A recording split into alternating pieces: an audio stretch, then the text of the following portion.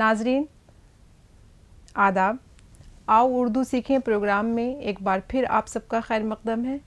जैसा कि आप सब जानते हैं कि आओ उर्दू सीखें प्रोग्राम यूपी उर्दू एकेडमी की जानिब से एक ऐसी कोशिश है कि जो लोग उर्दू लिखना पढ़ना नहीं जानते या जो लोग स्कूल तक जिन लोगों की रसाई नहीं है वो घर बैठे बैठे उर्दू सीख सकते हैं और एक बेहतर ज़बान बोलना भी सीख सकते हैं। क्योंकि जब आप अच्छी ज़बान बोलते हैं तो वो सामने वाले पर असर करती है। तो जैसा कि आप जानते हैं कि ये काफ़ी मतलब एक सिलसिला चल रहा है। तो पिछले हफ्ते हमने कहावतों पर और उसके मतलब इससे पिछले हमने मुहावरों पर बात की थी। तो उर्दू मुहावरात हम कैसे कैसे इस्तेमाल करते हैं और वो हमारी रोज़मर्रा की गुफ्तगू को कितने बलीग, मानीखेज़ और दिलचस्प बनाने में अहम रोल अदा करते हैं, वो हमने सीखा। तो आज चूँकि मैंने ये सोचा कि मैं आपको एराब, चूँकि बहुत ज़्यादा आप सब समझते हैं कि ज़बर, ज़ेर, पेश, तनवीन और जज़्म वग़ैरह, लेकिन उनको हम कैसे कहते हैं, एराब के मानी क्या हैं, एराब जो है वो किसने ईजाद किया, किस तरह से हम उसको जो हर्फ हैं जब उन पर लगाते हैं तो कैसे उनके मानी तब्दील हो जाते हैं, और उसके बारे में आज हम तफसील से बात करेंगे एराब के बारे में। ठीक है, तो एराब जो है, अब आप देखिए कि ज़ेर और ज़बर का बहुत अहम रोल होता है किसी भी लफ्ज़ के ऊपर। तो एक शेर है बहुत खूबसूरत कि बात करने में जो लब उसके हुए ज़ेर व ज़बर। अब देखिए, एक तो ज़ेर ये है जो हम लफ्ज़ के नीचे लगाते हैं और ज़बर वो जो हम किसी हर्फ के ऊपर लगाते हैं। लेकिन अगर आपने देखा होगा कि एक ज़ेर व ज़बर के मानी वो भी होते हैं कि बिल्कुल मतलब ऊपर नीचे कर देना या तहोबाला कर देना, तहलका मचा देना। तो बात करने में जो लब उसके हुए ज़ेर व ज़बर, एक सात में तहोबाला ज़माना हो गया। सात आइन से सात कहते हैं घड़ी को, और देखिए ज़ेर व ज़बर ऊपर है और तहोबाला उसकी रियायत से नीचे एक लफ्ज़ इस्तेमाल किया है ना। तो शायरी में ये खूबसूरती है कि एक ही बात को कितने खूबसूरत तरीके से और कितनी मानी खेज़ी के साथ और बलीग अंदाज में कही जा सकती है। तो एराब जो है, अब देखिए मैंने यहाँ पे लिखा है कि एराब का दूसरा नाम जो है वो हम हरकात व सकनात भी कहते हैं। क्यों कहते हैं? देखिए ये जो एराब मैंने यहाँ लिखा है ना, इसके नीचे ज़ेर है, ये ऐसे है, ठीक है। क्योंकि हम, अब आप ये समझिए कि जो ज़बर की आवाज़ है, मैं बहुत आसानी के लिए, क्योंकि जब मैं बोल रही थी तो मैंने देखा कि ज़बर, ज़ेर और पेश, तो आप उसको ऐसे समझ सकते हैं कि आ की जो आवाज़ निकलती है और ई की जो आवाज़ निकलती है, आ की आवाज़ ज़बर पर निकलती है ना, ई की आवाज़ जो है वो ज़ेर पर निकलती है और ऊ की आवाज़ जो है वो पेश पे जब हम वो लगाते हैं, है ना। जैसे हुकूमत, तो लफ्ज़ के साथ ऊ का एक वो है ना। और जब हम ज़बर लगाते हैं तो जैसे ज़बरदस्त, हम अगर ये बात कहें तो उस पर जे के ऊपर भी और रे के ऊपर भी जो है ज़बर है वो पूरा, ठीक है। और ज़ेर की जब हम बात करते हैं, जैसे किस, अगर हम उसके नीचे ज़ेर नहीं लगाएंगे तो आपको नहीं समझ में आएगा, या किन, है ना। तो अगर पेश लग जाएगा तो वो कुन हो जाएगा। तो ये फ़र्क है और बहुत अहम रोल है। अच्छा, तो जो कि एराब जो है, अब यहाँ पर ये आप जो है इसको ज़बर के साथ नहीं बोलेंगे, ठीक है। क्योंकि देखिए अगर हम एराब जो है वो इस तरह से लिख देंगे ना, यहाँ इसको हम एराब के बजाय आराब पढ़ देंगे, तो अराब के जो मानी है वो क्या है, मतलब जो अरब जो मुल्क से ताल्लुक़ रखते हैं वहाँ के रहने वाले जो लोग हैं, क्योंकि वो अरबी है ना, तो अराब उनको कहा जाता है। और एराब जो है, अगर हम यहाँ से ज़बर हटा देंगे और ये ज़ेर लगा देंगे तो ये हो गया एराब। तो एराब के मानी ये हैं कि मतलब जो अरबों ने ही ईजाद किया है इस एराब को, क्योंकि अरबी अल्फाज के ऊपर या हर्फ के ऊपर जब हम कोई अलामत लगाते हैं, चाहे वो ज़बर की हो, ज़ेर की हो, पेश की हो, तनवीन हो, जज़्म हो, तो उसको हम कहते हैं एराब। चूँकि इसके मानी, अच्छा, क्योंकि हरकत हो रही है ना, जब हम ज़बरदस्त उसको पढ़ रहे हैं तो आवाज़ में हरकत पैदा हो रही है, ज़ेर का काम भी यही है, पेश का ये भी यही है। तो इसीलिए हरकत, हमने इसको हम दूसरा नाम जो है एराब का, उसको हम हरकत भी कहते हैं। यानी कि जिन हर्फ पर बोलते हुए हरकत पैदा हो, जो मुतहर्रिक हो।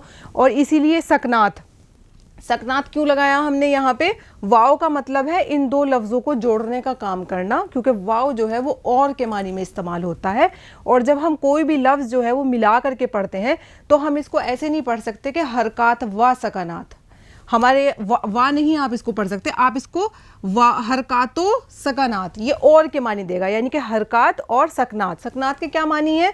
अब देखिए, चूंकि कुछ हर्फ ऐसे होते हैं जिनमें वो नहीं होता है, कोई हरकत नहीं होती है, वो साकिन होते हैं। अब ये साकिन की जमा है, यानी कि सुकून, सुकून का मतलब है ठहराव, और साकिन, साकिन से बना सकनात, उसकी जमा है, तो हरकातो सकनात। यानी कि कुछ हर्फ देखिए, जैसे मैं ये लिखूं अगर यहाँ रज़्म, तो इस पे जज़्म है, तो जो जज़्म होता है ना, ये सुकून के मानी होता है। अब इस लफ्ज़ पे कोई हरकत नहीं है, तो यहाँ रज़्म हो गया, बज़्म की जे, इस तरह के जो हर्फ आते हैं उसकी वजह से हम इसको सकनात कहते हैं। ठीक है, तो ये एराब जो है, इसको हम, बेहतरीन लफ्ज़ तो एराब ही है, लेकिन इसको हम जो है वो हरकात व सकनात भी कहते हैं। ठीक है, क्योंकि ये बहुत अहम रोल अदा करता है, आपकी अरबों की ईजाद है ये। अरबियों, क्योंकि हमारे उर्दू में बहुत सारे जो अल्फाज हैं, वो बहुत सारे हुरूफ जो हैं वो अरबी ज़बान से लिए गए हैं, इसलिए। अब देखिए, जैसे अरबी अगर मैं कहूँ तो इसका मतलब मैंने उसमें जज़्म, रे पे मैंने जज़्म लगा दिया, जबकि सही लफ्ज़ है अरबी, दोनों जगह हरकात है, यानी कि आइन पे भी ज़बर है और रे पे भी ज़बर है, तो हमने इसको अरबी कहा, है ना। तो ये सही लफ्ज़ है, लेकिन आम तौर से चूँकि लोग बोलते हैं अरबी, वो रे को जो है वो साकिन कर देते हैं, जज़्म लिख देते हैं, वो गलत तरीक़ा है। अरबी जो है वो सही लफ्ज़ है ना। तो इस तरह से। तो अच्छा देखिए कि जो ज़बर है, तो मैंने यहाँ पे लिखा है ये ज़बर। ज़बर कौन सा होता है? ये वाला, ऐसे वाला, ये ज़बर होता है। ठीक है, अब ज़बर क्यों रखा है इसका नाम? क्योंकि ज़बर जो है वो अरबी में, इसके मानी मैंने यहाँ पे लिख दिए ताकि आपको याद रहे, खुलने के हैं। यानी कि जब कोई लफ्ज़ जो है वो खुल कर के पढ़ा जाए तो हम उसको कहते हैं कि उस पर ज़बर है। अब देखिए, ज़बर भी जब हम पढ़ रहे हैं ना, हम इसको ज़ब्र नहीं पढ़ रहे। अगर हम इसको ज़ब्र कर देंगे तो फिर तो क्या होगा कि हमने बे पे जो है वो जज़्म लगा दिया, तो ये तो ख़राब हो गया। हम क्या करते हैं, ज़बर, ज़बर जब हम कह रहे हैं तो इसका मतलब ज़ पे बा पे हरकत हुई, तो हमने उसको लिख दिया ज़बर। तो अरबी में इसके मानी चूँकि खुलने के हैं। अब जिस तरह से हम कुछ अल्फाज जो है वो ले लेते हैं, जैसे हम यहाँ पे अगर लिखें, ज़बरदस्त मैंने आपको बता दिया है, जैसे हम यहाँ पे लिखें शब लिखें, और हम या खौफ लिखें। अब देखिए, खा खा है ना, या फिर हम शब लिखें जिसके मानी रात के हैं, शाह पे आ, यानी कि जो आपको बोलने में, जब आप हर्फ के साथ बोले तो एक तरह से आ की साउंड दे, और जब हम ज़ेर लगाएं तो ई की शब है। ठीक है, रात है, ये शब के मानी तो रात ही के हैं, है ना। सब है, जब है, तब है, इस तरह के, यानी कि बहुत सारे लफ्ज़ हैं। या ताकतवर, अगर हम उसको देखो ऐसे लिखें तो हमने यहाँ ता, ठीक है, ताकत, ता हमने इस पे ज़बर है ये, क्योंकि हम इस पे अगर बहुत मतलब चेंज हो जाते हैं। अगर हम इसको सही नहीं पढ़ेंगे, अगर हम शब को शिब पढ़ देंगे तो इसका मतलब ये है कि यहाँ पे ज़ेर हमने पढ़ दिया, और इसके मानी तो बिल्कुल कुछ भी नहीं बचेंगे, क्योंकि शब के मानी तो रात के हैं। या सब को हम सिब कर देंगे, तो ये ऐसे, ये ज़ेर और ज़बर का जो है वो बहुत बड़ा खेल है, और उससे मानी जो है वो पूरी तरह से तब्दील हो जाते हैं या बिल्कुल मोहमल हो जाते हैं, यानी कि आप उसका मानी कुछ नहीं बचता है, आप उसको नहीं समझ सकते हैं। ठीक है, तो ज़बर के मानी क्या हैं? खुलने के हैं, यानी कि जो जिन हर्फ पर खुलकर जिनको पढ़ा जाए वो है ज़बर, इन सब पे ज़बर लगा हुआ है। ठीक है, तो ज़ेर, अब आप देखिए, अच्छा ज़ेर चूँकि ऐसे लगता है नीचे। अच्छा, ज़ेर के अगर लफ्ज़ी मानी देखा जाए, देखिए वैसे अगर उर्दू के हिसाब से आप देखें तो अरबी में, क्योंकि एराब जो है अरबी की देन है, अरबों की ईजाद है, तो अरबी में तो इसके मानी खुलने के हैं। लेकिन अगर वैसे आप इसको ज़बर के मानी देखेंगे तो ज़बर के मानी ऊपर के भी है ना। हम बोलते हैं ना कि अगर कोई चीज़ उल्टी सीधी हो जाए तो ज़ेरो ज़बर हो गया सब, यानी कि ऊपर नीचे हो गया। ठीक है, सब गड़बड़ हो गया सब। तो ज़बर के मानी ऊपर के भी हैं और ज़ेर के मानी नीचे के भी हैं। तो आप अपनी आसानी के लिए इसको इस तरह भी याद कर सकते हैं कि ज़बर, चूँकि ज़बर के मानी वो हैं जो भी किसी हर्फ के ऊपर लगाया जाएगा। ठीक है, जैसे हमने यहाँ लगाया, खा पे लगाया, हमने शब पे लगाया, सब पे या जब पे या तब, इस तरह से ता, है ना। तो आपको समझ में आया कि जिस हर्फ के ऊपर ज़बर लगा होगा वो ऊपर होगा। आप याद करिए, ज़बर के मानी ऊपर के हैं। ठीक, इसी तरह से जब हम ज़ेर को हम याद रखेंगे, क्योंकि ज़ेर के मानी नीचे के हैं, ठीक है, तो ज़ेर को अरबी में तो इसको कसरा कहते हैं, कसरा, ठीक है। अब क्यों कहते हैं? कसरा के मानी जो है वो मैंने यहाँ लिखे नहीं, लेकिन तोड़ने के हैं कसरा के मानी, है ना। इससे क्या होता है कि जब हम किसी लफ्ज़ पे ज़ेर लगाते हैं ना, तो लफ्ज़ बोलने में थोड़ा सा टूटता है, ठीक है। जैसे आप कहें किस लगाएं आप, तो हमने काफ के नीचे अगर हमने ये ज़ेर लगाया तो ये हो गया किस, और अगर हम ये हटा देंगे और इसको लगा देंगे इसके ऊपर ज़बर, तो फिर ये क्या हो जाएगा? फिर ये हो जाएगा कस, है ना। और अगर हम इसके ऊपर पेश लगा देंगे तो ये ऊ के मानी देने लगेगा, तो ये हो जाएगा कुश, जबकि कुश जो है वो मारने के मानी में है ना, कुश। और कश जो है वो सिगरेट के कश, खींचना, उस तरह से। तो देखिए कितने मानी में फ़र्क पड़ जाता है। लिखा तो एक ही तरह से जा रहा है, लेकिन आप देखिए ज़ेर और ज़बर का कितना खेल है ना। या इस तरह जैसे जिस, तो आपने लगाया यानी कि जिसने। इस तरह के जो भी हर्फ आ रहे हो जहाँ पे ज़ेर आए जिन अल्फाज के नीचे, उसके आप समझ जाइए कि जिनके नीचे जो ये अलामत आ रही है वो उसको पढ़ना है आपको। ज़ेर है, और ज़ेर को अरबी में कसरा कहते हैं, जिसके मानी तोड़ने के हैं। क्योंकि आज जब हम ये लफ्ज़ बोलते हैं ना ज़ेर वाले, तो हमारी आवाज़ थोड़ी सी रुकती है, थोड़ा सा ठहराव सा पैदा होता है, ख़फीफ सा, ठीक है। तो इसी तरह से आप जो है ये देखिए कि पेश जो है, क्योंकि पेश जो है ये होता है, ये जो ऊ की आवाज़ देता है, ठीक है। इसको अरबी में क्या कहते हैं? ज़म्मा, ठीक है। ये देखिए मैंने इस पर तशदीद लगा दी, ठीक। तो इसको हम कहते हैं ज़म्मा। इसके मानी क्या है? मिलाने के हैं, ठीक है। पेश के मानी क्या है? मिलाने के हैं। अब जैसे मैं पेश की आपको बताऊं, जैसे पेश की मिसाल जैसे ये है नुमूद, ठीक है। अब हमने क्या किया? नू जब हमने बोला तो ऊ की आवाज़ आई, नुमूद।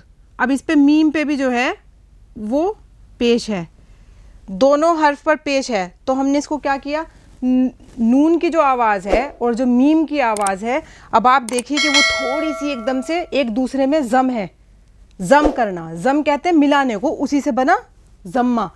तो नुमूद हमने नून के साथ एकदम से मीम को भी जो है वो मिला करके पढ़ा, और दोनों जगह पेश है, तो हमने उसको नुमूद कर दिया। नुमूद कहते हैं ज़ाहिर होने को, है ना, दिखाई देने को। इसी तरह से जैसे हम वो लिखेंगे ज़हूर, देखिए जैसे ये हमने लिखा, तो इस पे क्या है? ये एक मिसाल ऐसी है ना कि ज़ुआद जो है उसके ऊपर ज़बर है, ज़ा थोड़ा सा अलग हो गया। अब जो हे है उसके ऊपर क्या है? पेश है, और चूंकि उसके फ़ौरन बाद वाव है, ये हल्के से वाव की भी आवाज़ देता है ना पेश। जब आप देखते हैं ये उसी का काम करता है, ज़हूर, ज़हूर, ठीक है। तो ज़ा को हमने खुल करके पढ़ा, ज़ा, और हे लटकन वाली और वाव को जो है वो हमने एकदम से मिला दिया, और ये खफीफ वाव की, यानी कि एक हल्की से वाव की, ऊ मैंने आपको बताया था ना, तो ये हो गया ज़हूर। तो ये इस तरह की जो चीज़ें हैं, नमूद है, ज़हूर है ना, या आपका वजूद है, ठीक है। वजूद ये इंसान का, देखिए वजूद, ठीक है। तो इस तरह की जो चीज़ें हैं उसको हम कहते हैं पेश। तो अब जब ये आप देखिए, इसको बिल्कुल याद रखिए, ज़बर, ये ज़ेर और ये पेश। इसी तरह से आपको एक बात ये याद रखनी है कि जब आप कोई भी तहरीर पढ़ते हैं, क्योंकि पहले ज़माने में जब आप जो टेक्स्ट देखते थे, जब वो ख़त्ताती की जाती थी, हाथ से लिखा जाता था, तो पुरानी किताबों में ये अलामतें आपको हर्फ के ऊपर मिलती थी। तो आप बहुत आसानी से किसी लफ्ज़ को ये समझ लेते थे कि इसके ऊपर ज़बर है तो अच्छा इसकी क़िरत ऐसे होगी, ये ऐसे पढ़ा जाएगा, इसके ऊपर ज़ेर है तो ये ऐसे पढ़ा जाएगा, पेश है तो ऐसे पढ़ा जाएगा। लेकिन अब जो जिस तरह की किताबें आ रही हैं या जो हम पढ़ते हैं या इन पेज पे हम टाइप करते हैं, तो वहाँ पे क्या करते हैं, हम अलामतें नहीं लगाते हैं, हम सीधे सीधे जो है वो लफ्ज़ लिख देते हैं। जैसे ये खुलना है, अब देखिए कितना फ़र्क हो, मैंने कहा कि इसके माने खुलने के हैं। अब जब मैंने इसके ऊपर पेश लगाया तो इसी वजह से लगाया ताकि आप इसको खुलना पढ़ें, ठीक है। लेकिन अगर मैं इससे पेश हटा दूँ तो आपको समझने में दुश्वारी होगी ना। अगर इसके नीचे ज़ेर लग जाएगा तो आप ये भी तो समझ सकते हैं खिलना, और उसके मानी तो अलग हो जाएंगे। तो ये जो खिलना है, ये अब मैंने इस पर पेश लगाया इसलिए ये खुलना हुआ। तो आप देखिए कि कितना फ़र्क पड़ जाता है। लेकिन अब आप इसको ऐसे समझ सकते हैं कि जो अब एराब नहीं लगा रहे हैं, जब तक थोड़ी सी परेशानी होती है नए बच्चों के लिए, जो ख़ास तौर से उर्दू जो सीखना चाहते हैं वो, क्योंकि उनको ये नहीं समझ में आता कि इस लफ्ज़ का सही जो प्रोनाउंसिएशन है, जो तलफ़ुज़ है वो क्या है और इसको कैसे अदा करना है। तो आपको थोड़ा सा इसके लिए जो बेसिक जो किताबें हैं उनमें तो सिखाने के लिए जो NCERT की या उर्दू सीखने की जो किताबें हैं उसमें ये अलामतों के साथ दिया हुआ होता है। लेकिन अदरवाइज़ अगर आप कोई और भी किताब उठा करके देखें उर्दू की, तो अब अलामतें जो हैं वो नहीं लगाई जा रही हैं, तो वो आपको ख़ुद समझना पड़ता है। उसके लिए आपका थोड़ा सा मुताला जो है वो वसी होना चाहिए, ताकि आप उसको समझ सकें कि ये लफ्ज़ जो है वो खुलना है, खिलना नहीं है, है ना। ये फ़र्क पड़ता है। देखो इस तरह से मैंने बताया था, जब आप कुछ भी हटा देते हैं, तो अब आप अगर यहाँ से ये पेश हटा देंगे तो आप इसको वजूद भी तो पढ़ सकते हैं ना। जिन लोगों को इसका सही तलफ़ुज़ नहीं मालूम है कि वो वजूद है ना, तो आप उसको वजूद भी पढ़ सकते हैं, आप इसको ज़ुहूर भी पढ़ सकते हैं। तो ये आपके ऊपर है ना, अगर आपको नहीं पता है तो। लेकिन आपको हमेशा थोड़ा सा ये मोहतात रहना चाहिए, और कोई लफ्ज़ नहीं आ रहा है तो उसको एक बार डिक्शनरी में चेक करना चाहिए लुग़त में, ताकि हमें ये पता चले कि सही लफ्ज़ जो है उसको कैसे अदा होना है। तो ज़ेर और ज़बर का और पेश का बड़ा अहम रोल है किसी भी लफ्ज़ के मानी जो है उसको सही करने में, नहीं तो पूरे के पूरे तब्दील हो जाते हैं। इसी तरह से अभी मैं अगली आपसे बात करूँगी तशदीद के ऊपर और जज़्म के ऊपर, है ना। कुछ और भी जो अलामतें हैं जिन हरूफ पर लगाई जाती हैं, जिन हर्फ पर, हर्फ चूँकि एक लेटर को कहा जाता है, और जब मिला करके हम बात करते हैं तो यानी जब बहुत सारे हर्फ की हम बात करें तो वो हरूफ बन जाता है, ठीक है। तो मैं नाज़रीन यहाँ पे अभी कुछ और जो है वो लिखती हूँ, ये हरकात व सकनात या एराब, ताकि आपके को और मैं तफसील से बता सकूँ। इसी तरह से नाज़रीन मैंने यहाँ पर इससे पहले वाली स्लाइड में ज़बर, ज़ेर और पेश के बारे में बात की थी। यहाँ पे एक है तशदीद। अब तशदीद जो है वो किसको कहते हैं, ये, ठीक है। जब हम किसी हर्फ के ऊपर ये लगाते हैं तो इसके मानी है कि हम कहते हैं ना कि इस पे तशदीद लगी हुई है। अच्छा, जिसके ऊपर तशदीद लगी होती है हर्फ पे, उसका मकसद क्या होता है कि 2 बार आवाज़ निकालना, ठीक है। देखिए, जब कोई हर्फ हमें 2 बार बोलना होता है, ठीक है, या इसकी आवाज़ ये निकालनी होती है, जिसको हम कहते हैं 2 बार, मैंने आपकी आसानी से लिख दिया, नीचे लिख दिया मुकर्रर। एक तो वो होता है मुकर्रर करना, वो बड़े काफ से है मुकर्रर, यानी कि किसी चीज़ का तयन करना या तय करना, लेकिन ये है छोटे काफ से मुकर्रर। अब देखिए मुकर्रर, तो इसमें भी तो यही हो रहा है ना कि मीम के ऊपर हमने पेश लगाया तो मुँह की आवाज़ निकली, काफ और रे के ऊपर हमने तशदीद लगाई, और इसी वजह से हमने मुकर्रर, ठीक है, इसमें तो ये हो गया। इसको हम कहते हैं, इसके मानी होते हैं दोहराने के। आपने अक्सर सुना होगा कि जब आप कोई शेर सुनते हैं कोई बहुत अच्छा, या आपने कभी कोई मुशायरा वगैरह देखा होगा, तो उसमें जो शेर बहुत अच्छा होता है तो सामईन में से एक आवाज़ आती है कि मुकर्रर इरशाद। उसका कहने का मतलब ये होता है कि इसको दोबारा से पढ़िए क्योंकि वो अच्छा है, ठीक है। तो इसको, लेकिन इसमें कायदा क्या है कि हम जिस हर्फ पर तशदीद आता है उसको 2 बार नहीं लिखते हैं और एक ही बार लिखते हैं। और दूसरी जो अहम बात है वो ये कि जिस हर्फ पर तशदीद लगी होगी, ठीक है, जैसे मैं आपसे कहूँ, मैं मिसाल के तौर पर आपको बताऊँ, जैसे मुल्ला, ठीक है, तो इसका जो पहला हर्फ है, हमने 2 बार लाम की आवाज़ निकाली, लेकिन हमने लिखा एक बार, क्योंकि हमने लाम के बाद अलिफ लगाया तो इस तरह से लिख दिया। तो पहला जो हर्फ है इसकी लाम की आवाज़, वो तो साकिन होता है। साकिन किसको कहते हैं, यानी कि वो लाम की आवाज़ खामोश होती है, ठीक है, मतलब वो है ना इस पे। और दूसरा जो है उस पर हरकत होती है। हमने मुल ला, तो दूसरा वाला जो लाम है उस पर हरकत है। अब आप कोई भी लफ्ज़ ले लीजिए, जैसे ये तो तशदीद है, अब उसमें क्या होता है, जैसे ये लाम है, मैंने लिखा पहला वाला जो कि खामोश है, जिस पे हमने अलामत लगाई। जब हम इस पे अलामत लगाते हैं, या इसको हम कहते हैं कि जब इस तशदीद जो है वो इरकाम इस लफ्ज़ पर की जाए, तो उस लफ्ज़ को हम कहते हैं मुशद्दद, ठीक है। अब आपने मुशद्दद को ही ले लीजिए क्योंकि इसमें भी तो उसका इस्तेमाल हुआ है। मुशद्दद कौन सा हर्फ हुआ? जिस पर तशदीद लगाई गई हो, तशदीद लगी हुई हो।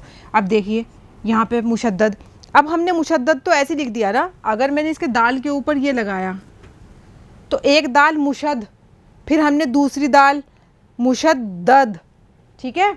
तो हमने इसको इस तरह से पढ़ा और मीम के ऊपर हमने पेश लगाया, इसलिए इस पे ऊ की आवाज़, मुँह की आवाज़ पैदा हुई। शाह जो है उसके ऊपर ज़बर है, देखिए, क्योंकि मैंने कहा था ना आ की आवाज़ मुशद्दद, ठीक है। तो इसमें बस आपको ये याद रखना है कि जिस हर्फ पर तशदीद लगाई जाए उसको मुशद्दद कहते हैं, और पहला जो हर्फ है वो साकिन होता है और दूसरा जो है वो मुतहर्रिक होता है, ठीक है।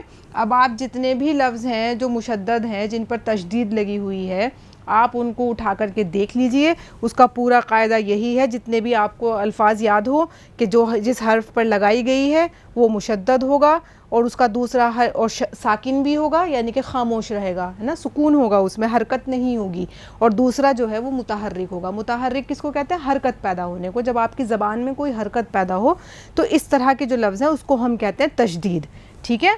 तो तशदीद के मानी ये है कि 2 बार बोलना, यानी कि मुकर्रर जब कोई आवाज़ देता है उसको हम कहते हैं।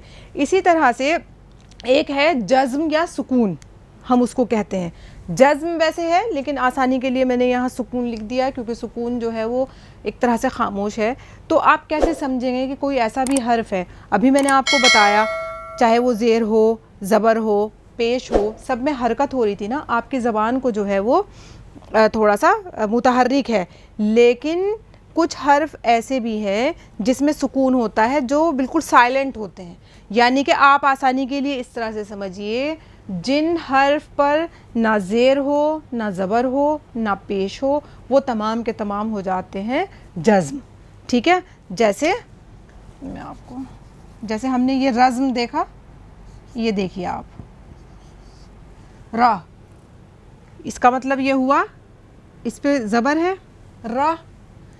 चूँकि हमने रा जब हमने कहा तो ये मुतहर्रिक हुआ ना, इस हरकत हमारी ज़बान में पैदा हो रही क्योंकि हम रा, हमारी टंग भी जो है वो ऊपर मिल रही है ज़बान, लेकिन हमने इसको रज़म नहीं कहा। अगर हम इसको रज़म कहते तो इसका मतलब दोनों जगह ज़बर है और ये हरकत है दोनों में, लेकिन हमने इसको रज़म ना कह करके हमने इसको कहा रज़्म, ज़े को हमने रज़्म।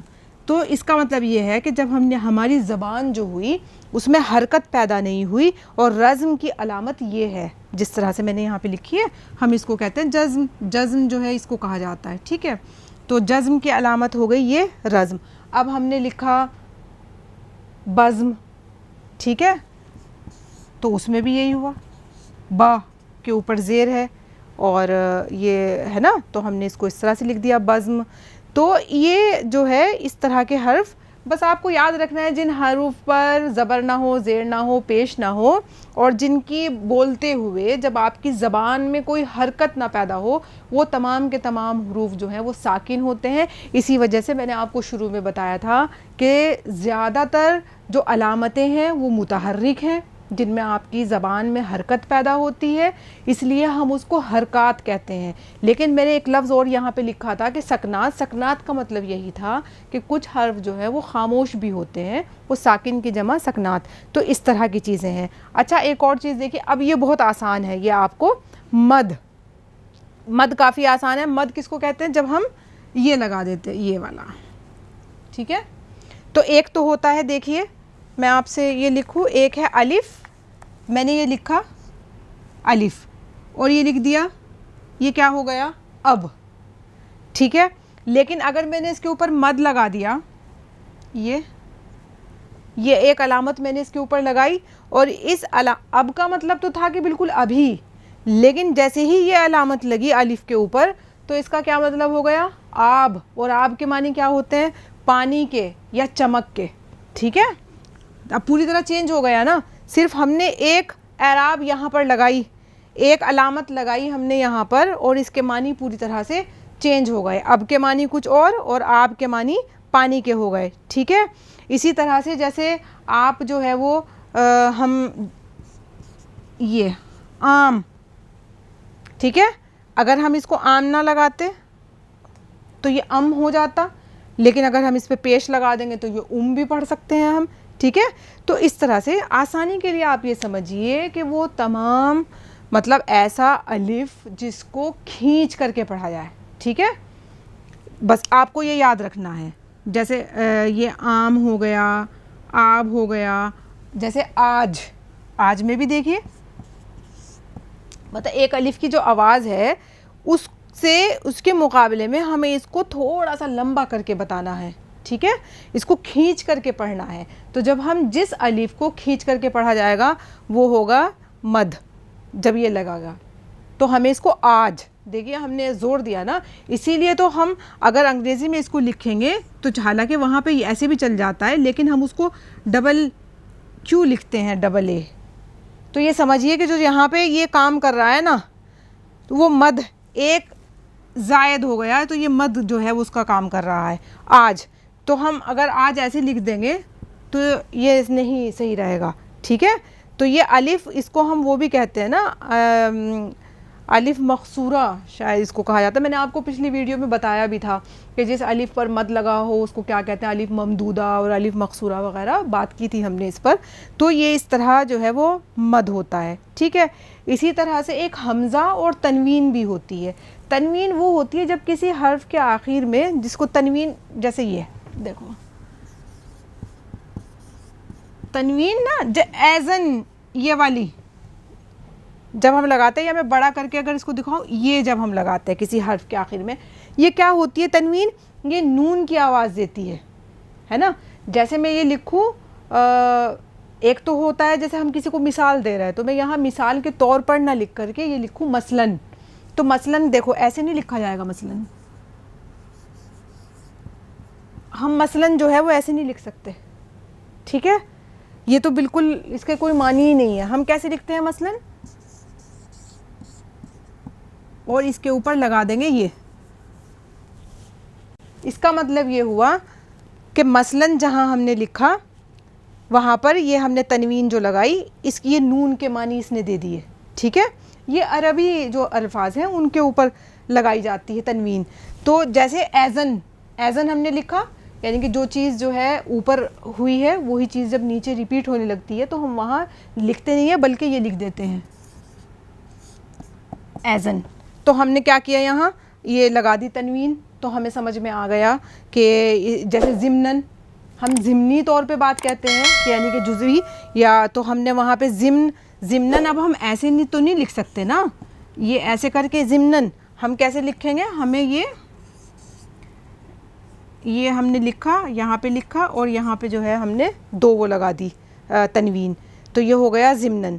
तो इस तरह से ये आपको लेकिन तब समझ में आएगा, ये बहुत आसान है। आप तनवीन जो है ये इसको याद रखिए, और इसका काम क्या होता है, आखिरी जो हर्फ है, जो अलिफ है, जैसे मसलन वहाँ जब ऊपर ये लग जाएगा तो फिर वो नून में बदल जाएगा और नून की आवाज़ देगा, ठीक है। जैसे एज़न है, मसलन है, ज़िम्नन है, और बहुत सारे अल्फाज ऐसे हैं जब आखिर में आप लिखते हैं जिस तरह से ये होता है। और हमज़ा भी जो है वो जैसे ये और जो वाव होता है ना, उसकी आवाज़ को जो है वो इस तरह से मतलब ए जोड़ने का काम करता है दो लफ्ज़ों को। जैसे कई, जब हमने ये हमज़ा लगा दिया तो ये ए की आवाज़ दे रहा है, जोड़ रहा है दो लफ्ज़ों को, यानी कि इसने क्या किया, काफ और ये दो लफ्ज़ों को जोड़ा। और अगर हम इसको जोड़ के बनाते काफ और ये को, तो ये तो की हो जाता ना, ठीक है। इसका काम क्या है, एक ही आवाज़ पैदा करना और दो लफ्ज़ों में जोड़ना। तो जब हमने इसको हमज़ा को जो है वो ये में लिखा तो ये क्या हो गया, कई। कई का मतलब जो एक से ज़्यादा हो, और की का मतलब तो कुछ भी नहीं हुए, तो हरूफ जार वगैरह हैं, ये तो सारे मतलब जुमलों के साथ मिलकर के कोई ना कोई मानी देते हैं। तो इस तरह से है, जैसे कई है, या हम लिखें तई, है ना। अब हमने ये लिखा यहाँ पर, जैसे ये लिखा हमने, ठीक है, तई, उसके तई, तो ये अगर हम इसको ते और ये लिखते तो ये ती हो जाता, तई, तो मानी भी चेंज होते हैं, और ये ए दो लफ्ज़ों को जोड़ने का काम करता है। जब इस तरह की आवाज़ निकलती है तो उसको हम कहते हैं ये हमज़ा, ठीक है। तो नाज़रीन, मुझे पूरी उम्मीद है कि आपने आज का जो हमारा एपिसोड है वो आपको ज़रूर पसंद आया होगा, और अगर आप बहुत ज़्यादा तफसील से तनवीन और हमज़ा के बारे में जानना चाहते हैं तो आप उसको वहाँ जा कर के भी पढ़ सकते हैं, क्योंकि किताबें मौजूद हैं। यहाँ पर इतनी गुंजाइश नहीं होती है कि तमाम जो डायमेंशंस हैं उनको बयान किया जा सके। जो बहुत ज़रूरी मुझे लगता है वो मैं आपको यहाँ पर बता देती हूँ। तो नाज़रीन, आप हमारा जो प्रोग्राम है, जो आओ उर्दू सीखें, जो यूपी उर्दू एकेडमी की जानिब से कोशिश है, तो आप उसको कामयाब बनाइए और हमारी जो वीडियोज़ हैं उनको ज़्यादा से ज़्यादा शेयर करिए, लाइक करिए, सब्सक्राइब करिए, और अगले हफ्ते फिर मुलाकात होगी कुछ और नए अल्फाज के साथ।